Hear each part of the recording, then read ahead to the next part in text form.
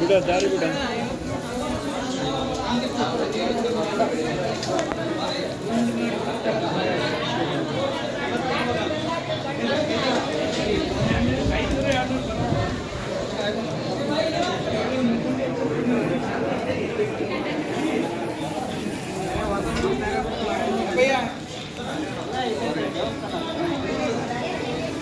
ಸಾಕು.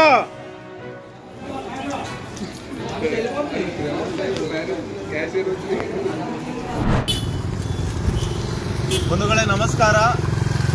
ಇವತ್ತು ದಿನಾಂಕ 14/7/2025.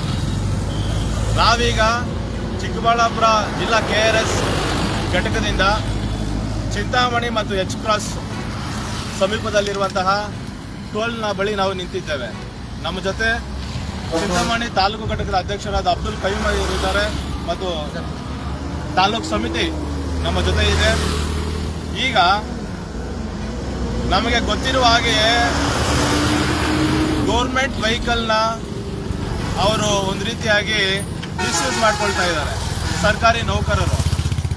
ಆ ಕಾರಣದಿಂದಾಗಿ ನಾವು ಇವತ್ತು KRS ಪಕ್ಷದಿಂದ ಕಾರ್ಯಾಚರಣೆ ಮಾಡೋದಕ್ಕಾಗಿ ಈ ಸ್ಥಳದಲ್ಲಿ ನಾವು ಬಂದಿದ್ದೇವೆ. ಈಗ ಸಮಯ 5 ಗಂಟೆ ಆಗಿದೆ. ನಾವು ಈಗಾಗಲೇ ಬಂದು 15 ನಿಮಿಷ ಕಳೆದಿದೆ.